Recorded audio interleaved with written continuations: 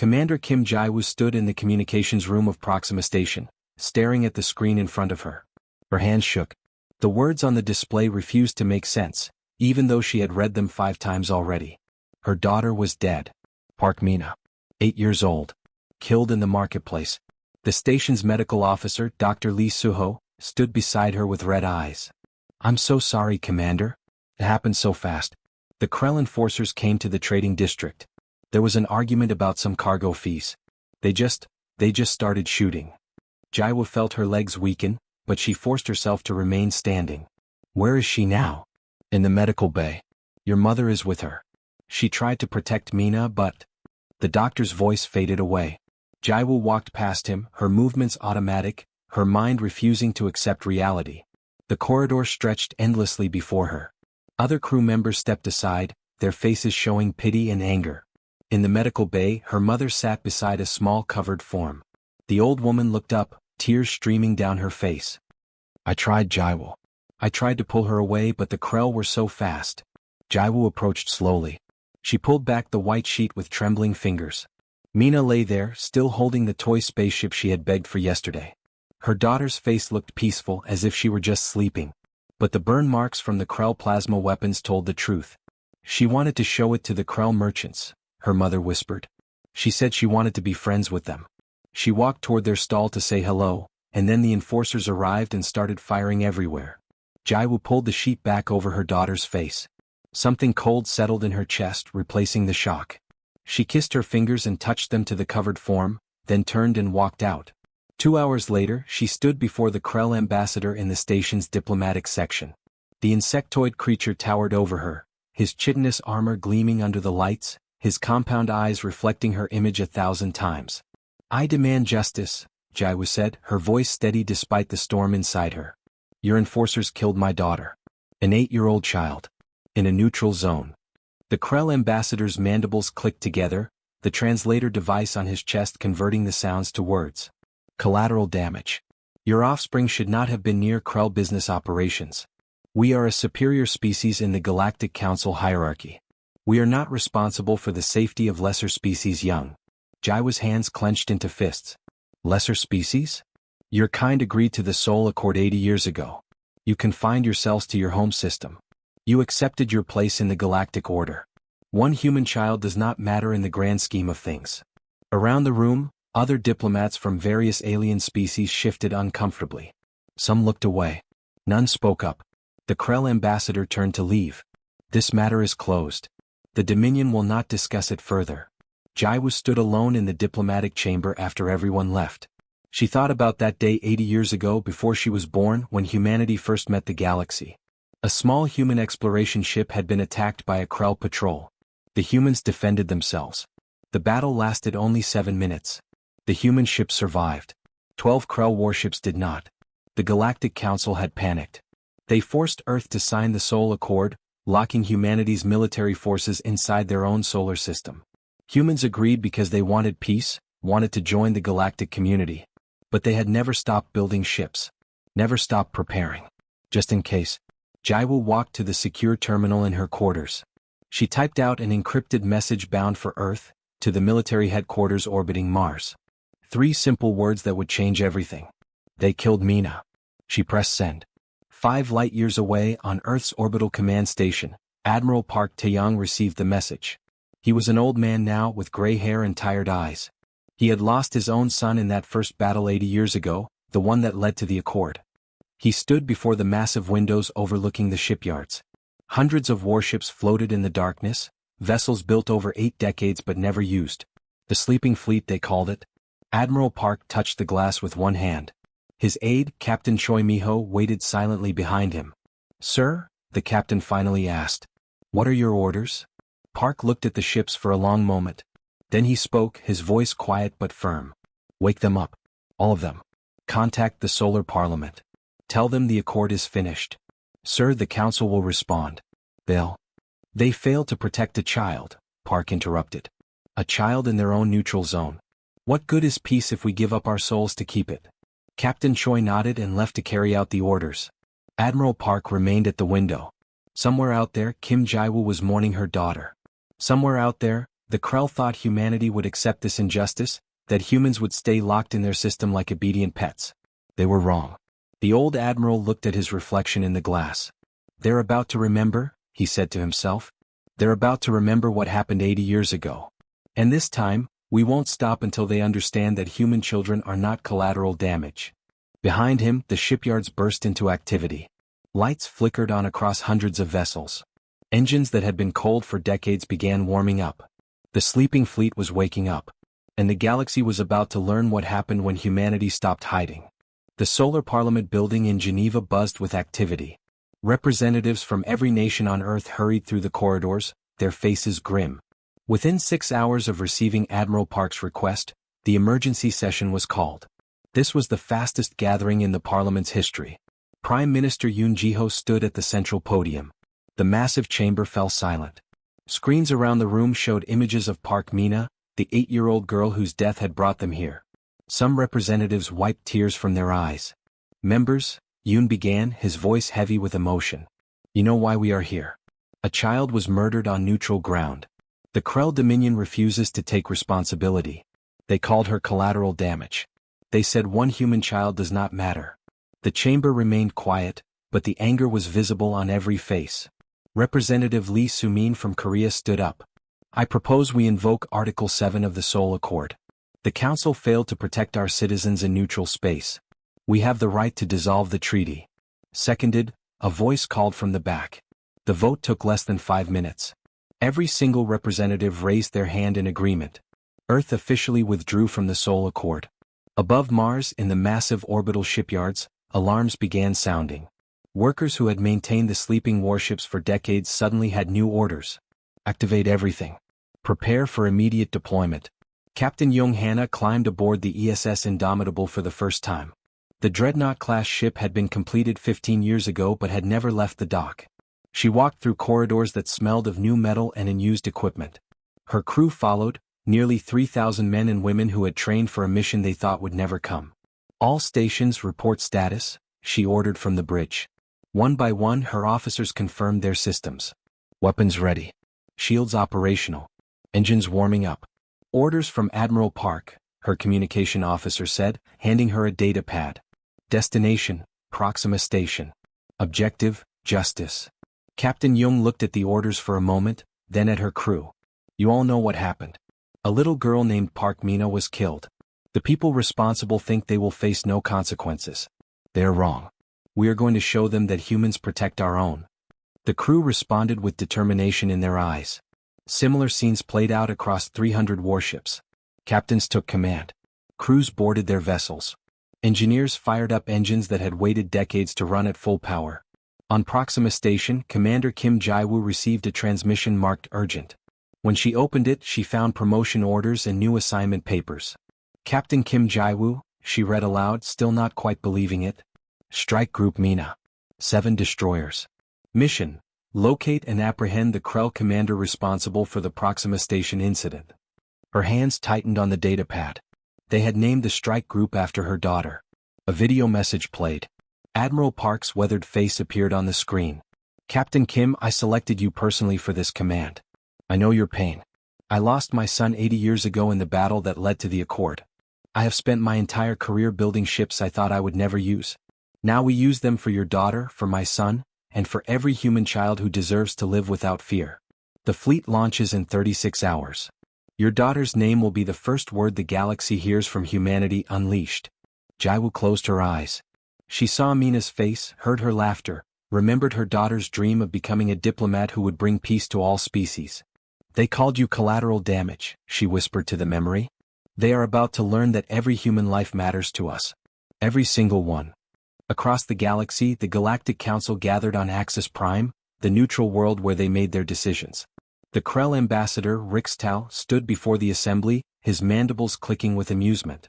The humans are complaining about one offspring, he said through his translator. They signed the accord. They cannot leave their system. They have no power here. The avian consul, Sertalis, ruffled her feathers nervously. Her species had always been cautious. The accord allows dissolution if civilians are harmed in neutral zones. The death of the child was unfortunate but meaningless, Rixtal interrupted. One human larva does not change galactic policy. The Dominion will not bend to these mammals. At that exact moment, every species sensors across the galaxy detected something impossible. 300 human warships were crossing the edge of the solar system, leaving Earth's territory for the first time in 80 years.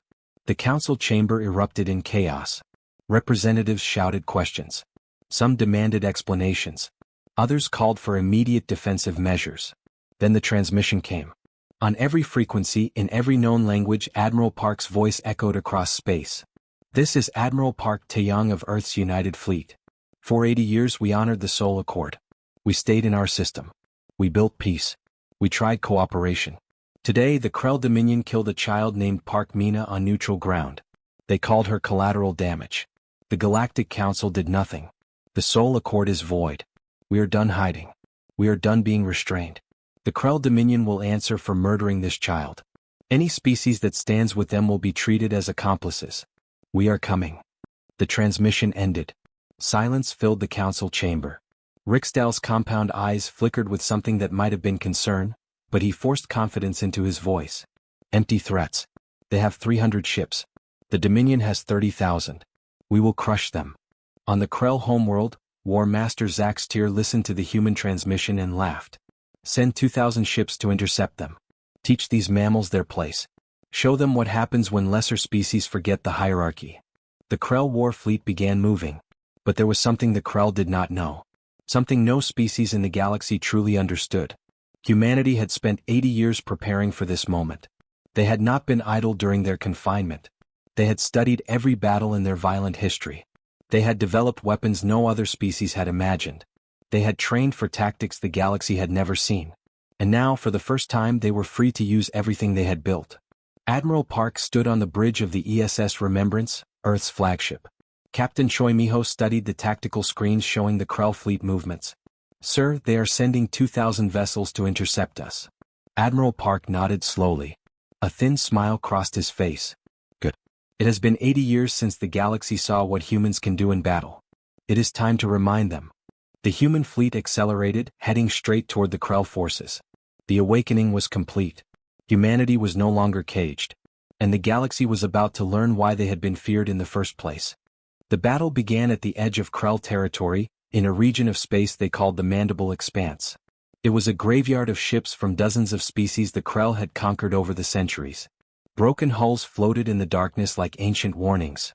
Captain Kim Jai was stood on the bridge of the ESS Mina's Justice, watching the Krell swarm approach on her displays. 2,000 ships, each one larger than her destroyer. The Krell had decorated their hulls with bones from defeated enemies, meant to frighten anyone who saw them. They are trying to scare us, Lieutenant Nam Jun said from the tactical station. Standard Krell intimidation tactic. They do not understand, Jaiwu said quietly. We have been waiting 80 years for this moment. The Krell fired first.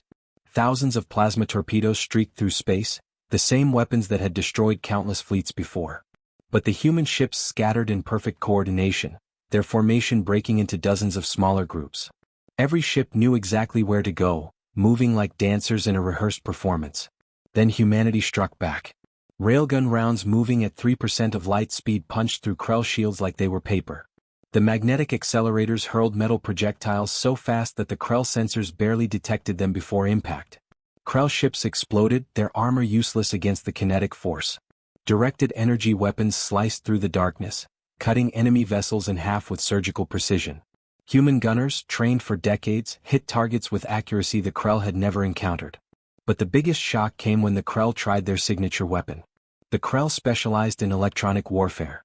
Their technology could overwhelm enemy communication systems, leaving fleets blind and confused. It was how they had conquered so many species. They activated it now, sending out massive electronic attacks meant to disable the human ships. The human vessels did not even slow down. Sir, Lieutenant Nam said, his voice filled with disbelief. They tried to hack our systems. Our AI defense packages just turned their attack back on them. We are rewriting their command codes in real time. On the Krell command ships, chaos erupted. Their systems began showing false targets. Their weapons locked onto their own allies. Ships that should have been working together started firing on each other as corrupted data flooded their networks. Impossible. Krell commanders screamed across their communication channels. How can they do this? Captain Choi Miho watched from the ESS Indomitable, coordinating the entire battle. Tactical displays showed the Krell formation falling apart. This is what we built, he said quietly. 8 decades of human innovation. Every trick we learned from every war we ever fought. They never had a chance. The Battle of Mandible Expanse lasted 47 minutes. When it ended, fewer than 300 Krell ships survived to retreat. Human losses: 12 vessels damaged, 0 destroyed. All crews rescued. Across the galaxy, other species watched the battle recordings in stunned silence. Many had thought the first human victory 80 years ago was luck. This proved otherwise. But Captain Kim Jae-woo was not finished. Intelligence teams had identified the specific Krell commander responsible for her daughter's death. Submaster Lix Ran, commanding the dreadnought Bone Harvest. Found him, Lieutenant Nam reported. The Bone Harvest is running toward Krell Station Gamma. Set intercept course, Jae-woo ordered. He does not get to run away. Strike Group Mina pursued. The Bone Harvest was massive, 3 times the size of any human destroyer, with 10,000 Krell warriors aboard. It had never been defeated in battle. Jae-woo did not care. Marines, prepare for boarding action, she announced. We are taking that ship. Her officers looked at each other nervously. Boarding a Krell dreadnought was considered suicide by every military doctrine in the galaxy. Captain, Lieutenant Nam said carefully, regulations say you must stay on the bridge during boarding operations. Regulations, Jae-woo interrupted softly, are for people who have not lost their children. She stood and headed for the armory. Her Marine commander, Captain Lee Hanna, was already preparing the assault teams. Human boarding pods launched from the destroyers. They were shaped like bullets, accelerating at speeds no other species would dare to use. They slammed into the Bone Harvest's hull, cutting through the armor with plasma torches. The battle inside was brutal. Krell warriors were fierce opponents. Their exoskeletons provided natural armor. Their bioweapons could kill with a single strike. They had conquered hundreds of worlds with these advantages. But they had never fought human marines. The humans moved through the corridors in coordinated teams. When one marine fired, 3 others provided cover. When the Krell tried to overwhelm them with numbers, the humans fell back to choke points and turned corridors into kill zones. Every tactic was something humanity had learned from thousands of years of ground combat. Captain Jae-woo moved with her team, each step bringing her closer to the command center. She had studied Krell ship layouts for weeks. She knew exactly where Submaster Lix Ran would be. They found him in the command nest, surrounded by his elite guards. You dare board a Dominion vessel? Lix Ran chittered, his translator converting the alien sounds. You mammals? You killed my daughter, Jae-woo cut him off, her voice cold and hard. Park Mina. 8 years old. She wanted to be a diplomat. She believed humans and Krell could be friends. Lix Ran's mandibles clicked in what might have been laughter. One human larva. Meaningless. Your species is weak because you care about individuals. The Dominion is strong because we serve only the hive. Jae-woo raised her weapon. That is exactly why you will lose. Every single one of us fights for each other. You only fight because you have to. That is the difference between us. The firefight lasted 30 seconds. Lix Ran's guards fell to superior tactics and teamwork. The submaster himself tried to flee but was cornered. You cannot win, he hissed. The Dominion has fleets beyond counting. Your 300 ships mean nothing. Then let them come, Jae-woo said. She activated restraints on the Krell commander. Because now you understand something important. Humans do not forget. We do not forgive. And we will never again let our children die while the galaxy watches and does nothing. The message reached Earth within hours. Strike Group Mina had succeeded. The one responsible for Mina's death was captured. But the Krell Dominion, humiliated and furious, issued a new declaration. War Master Zaxtier himself addressed the galaxy. The Krell Dominion will eradicate humanity. Every human world will burn. We are mobilizing our full military strength. 30,000 vessels will descend upon Earth itself. The mammals will learn their place. Admiral Park received the declaration aboard the ESS Remembrance. Captain Choi looked worried. Sir, 30,000 ships. That is their entire military. Admiral Park smiled grimly. Good. Let them come to us. Let them try to attack humanity at home. It is time to show them what 80 years of defensive preparation really means. He opened a channel to all human vessels. All ships return to Sol System. We're going home. Time to show the galaxy what happens when you attack Earth. The human fleet turned and accelerated toward home. Behind them, the largest war fleet in galactic history began moving. The Krell were coming for Earth itself. And humanity was ready. 3 months later, the Krell Dominion's full war fleet arrived at the edge of the solar system. 30,000 warships stretched across space like a dark cloud. It was the largest military force ever assembled in galactic history. War Master Zax Tyr stood in his command throne aboard the mega-dreadnought Eternal Swarm. He looked at the human solar system with contempt in his compound eyes. "They hide in their home nest like frightened insects," he chittered to his officers. "We will burn their worlds. We will make an example that the entire galaxy will remember. No species defies the Dominion." The Krell fleet moved forward, confident in their overwhelming numbers. What they did not know was that humanity had spent 80 years preparing for exactly this scenario. Every asteroid, every moon, every planet in the solar system had been transformed into part of Earth's defense.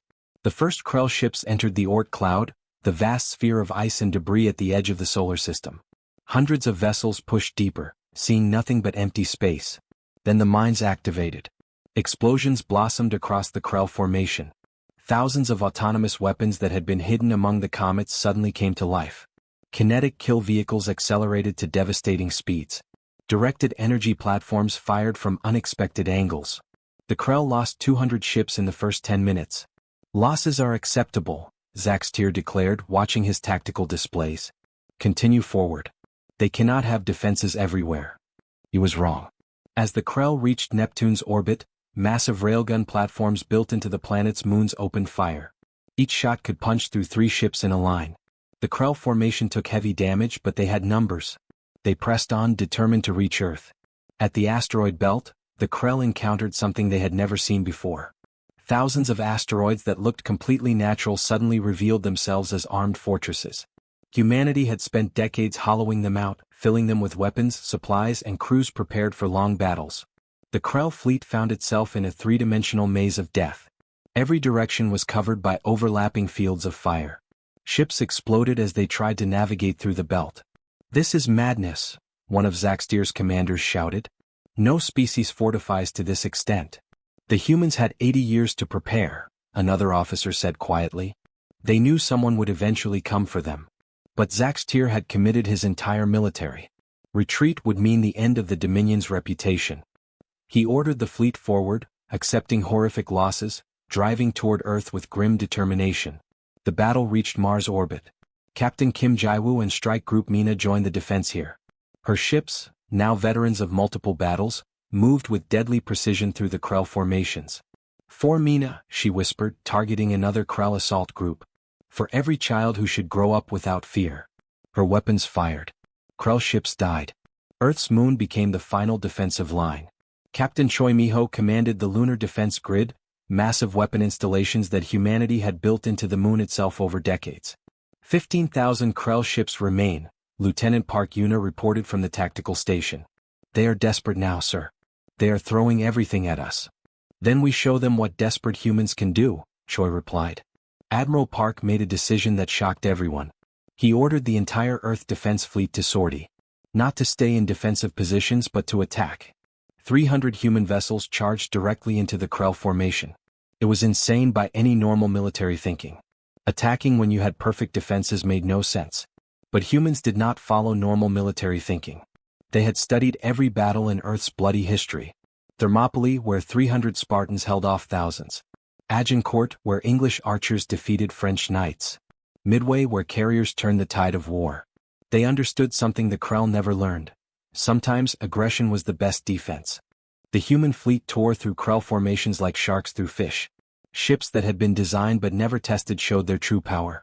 New weapons, new tactics, everything humanity had developed in 80 years of preparation was unleashed at once.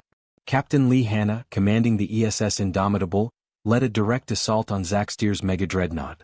Her shields took massive damage, but she pressed forward, firing every weapon she had. "This is for threatening our home," she transmitted on open channels. "This is for making us fight. This is for every species you have conquered. This is from humanity with fury." The Indomitable's weapons hammered the Eternal Swarm. Other human ships joined the attack. The massive Krell flagship began breaking apart under the concentrated fire. Zax Tyr in his final moments finally understood. Humans were not like other species. They did not just fight for territory or resources. They fought for ideas. For each other. For the future. And that made them more dangerous than any weapon. The Eternal Swarm exploded, taking 300 Krell ships with it in a massive fireball that lit up the space around Mars. The remaining Krell forces broke. For the first time in their history, the Dominion's military retreated in complete disorder. Their formation shattered. Their will to fight destroyed. Human vessels pursued but did not annihilate the fleeing ships. Admiral Park ordered them to let the Krell go. Sir? Captain Choi questioned. We could finish them here. End the threat forever. We could, Park agreed, watching the Krell flee on his displays. But we are not conquerors. We are protectors. Let them go home and tell the galaxy what happens when you push humanity too far. The Battle of Seoul was over. 30,000 Krell ships had attacked Earth. Fewer than 8,000 limped away, broken and defeated. But victory had come at a cost.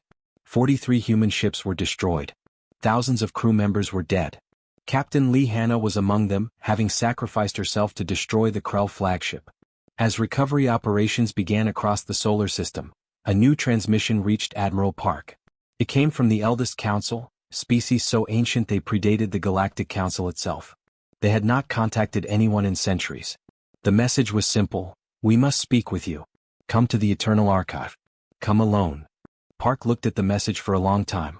The Eldest Council had helped create the Soul Accord 80 years ago. They had forced humanity into isolation. Now they wanted to talk. Prepare my shuttle, Park told Captain Choi. I will go. Sir, it could be a trap. Perhaps, Park said. But they helped cage us 80 years ago. Maybe now they want to explain why. And maybe, just maybe, they want to help build something better. He looked out at Earth, safe and secure, protected by the sacrifice of thousands. Tell Captain Kim she has command of the fleet while I am gone. Whatever the eldest say, we fought for the right reasons. We fought for Mina. For every child's right to live without fear. I will not forget that. Admiral Park prepared to depart, wondering what ancient wisdom the eldest had to share, and whether the galaxy was finally ready to change. The Eternal Archive existed outside normal space, accessible only through ancient jump gates that few species even knew existed. Admiral Park Taeyong arrived alone in a small shuttle, watching the massive structure materialize before him. It looked like a crystal palace floating in darkness, glowing with its own inner light. The Eldest Council waited inside. 3 species so ancient that most of the galaxy thought they were myths. The progenitors looked like crystalline trees that pulsed with soft light. The timekeepers flickered between past and future, never quite solid in the present. The observers were beings of pure energy, no longer needing physical forms. A progenitor spoke first, its voice like wind through branches. Admiral Park Taeyong. You come seeking answers. I come seeking understanding, Park replied, standing before these ancient beings without fear. 80 years ago you helped force humanity into the Soul Accord. Now, after we defended ourselves, you call me here. Why? The timekeeper's form solidified for a moment. We made an error. We saw your military capability during first contact and feared you would destabilize the galaxy. You were not wrong to fear us, Park admitted. Humans are capable of terrible violence. We proved that. But that was not the true reason we caged you, the observer's voice echoed directly in Park's mind. We feared something else. Something more dangerous than your weapons. Park frowned. What could be more dangerous than weapons? The progenitor's light pulsed brighter. Your ideas. Individual rights. Fighting for principles instead of resources. Sacrifice for others. These concepts spread like fire among species who encounter humans. They question authority. They demand change. They refuse to accept the old ways. The Galactic Council's power depends on species knowing their place in the hierarchy, the timekeeper added. Humans disrupt that. Not through conquest, but through inspiration. Park began to understand. You did not cage us because we were dangerous weapons. You caged us because we were dangerous ideas. Yes, all 3 entities said together. And we were profoundly wrong. The observer's energy form swirled. The death of Park Mina proved our mistake. We created a system where a child could die unavenged, where justice was denied for political convenience. We became the evil we claimed to prevent. What happens now? Park asked. That depends on humanity, the timekeeper replied. You won your war. The Krell Dominion is shattered. Other species fear you. You could become conquerors if you choose. We will not, Park said firmly. Why? The observer asked, genuinely curious. You have the power. You proved your strength. Park thought of Captain Kim Jae-woo, grieving her daughter but refusing to become a monster. He thought of Captain Lee Hannah, sacrificing herself to save Earth. He thought of the thousands who died in the Battle of Seoul. Because we did not fight for conquest, Park said quietly. We fought so that no other parent, human or alien, has to lose their child to casual cruelty. If we become conquerors, we betray everything Mina represented. We become what we fought against. The eldest council was silent for a long moment. Then the progenitor spoke again. The Galactic Council must be reformed. The old hierarchies must end. Will humanity help us build something better? Under one condition, Park said. The new council must recognize the rights of individuals regardless of species. No child is ever again considered collateral damage. Every life matters. Agreed, the three ancient beings said in unison. 3 months later, Proxima Station had been completely transformed. The site where Park Mina died was now a memorial garden, open to all species. A statue of a small human girl holding a toy starship stood at the center, surrounded by flowers from 100 different worlds. Captain Kim Jae-woo, now promoted to admiral, stood before the statue. Representatives from dozens of species had gathered for the ceremony. The air was filled with quiet respect. A young Krell approached nervously, carrying a single flower. The crowd tensed. Krell were still hated after their defeat in the war crimes trials. But Jae-woo knelt down, meeting the young alien's compound eyes at his level. You lost offspring, the young Krell said softly, his translator struggling with emotion he had never been taught to express. We learned about individuals. About being wrong. I am sorry. Tears filled Jae-woo's eyes. Thank you, she whispered. Mina would have liked you. She wanted to be friends with everyone. The young Krell placed his flower at the statue's base and stepped back. Other species followed, each adding their own tributes. The memorial became more than just a monument. It became a symbol of change. The new Galactic Assembly convened on Proxima Station, deliberately chosen for its meaning. No more Galactic Council with hierarchies and ranks. Now all species had equal voices and equal votes. Admiral Park represented Earth. Dozens of species approached him privately, sharing stories of how human ideas had inspired movements on their own worlds. Protests for individual rights. Demands for justice. Reforms in governments that had been unchanged for millennia. You did not conquer us, an avian delegate told him, her feathers ruffled with emotion. You freed us from accepting things we should have questioned long ago. Later, Park stood on Earth with Admiral Kim Jae-woo, watching ships from across the galaxy arrive for the assembly. The sky was filled with vessels of every design, former enemies now becoming partners in building something new. Do you think she would be proud? Jae-woo asked quietly, looking up at the stars.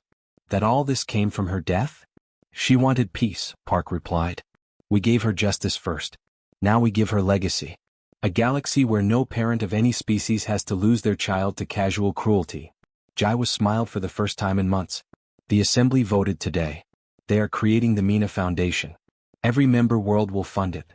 Its mission is protecting children of all species. Park felt emotion tighten his throat. She will never be forgotten. More than that, Jae-woo said, watching another ship arrive. She will be remembered as the child whose death freed a galaxy. Not through war, but by reminding us all what we should have valued from the beginning. In the memorial garden on Proxima Station, Park Mina's statue gazed at the stars with innocent hope. The plaque at her feet read simply, Park Mina 2839 to 2847, the child whose death taught a galaxy to value life. Across that galaxy, on 1,000 worlds, children of every species played safely, protected by new laws that recognized their worth. Human, Krell, avian and countless others, all equal under the new system. The price had been terrible. The cost immeasurable. But the future Mina had dreamed of was finally possible. A galaxy where species truly cooperated. Where children were cherished. Where justice meant something real. Admiral Kim Jae-woo touched her hand to her heart, then raised it to the stars. An old Earth tradition for honoring the dead. We did it, Mina, she whispered. The galaxy is better because you lived. I promise we will keep it that way. Above them, ships from 100 species flew in formation, not as a threat but as a promise. Humanity had been unleashed, and instead of becoming destroyers, they became what they always meant to be. Protectors. Teachers. Friends. And somewhere in the vastness of space, perhaps a small girl's dream of friendship between all species had finally come true.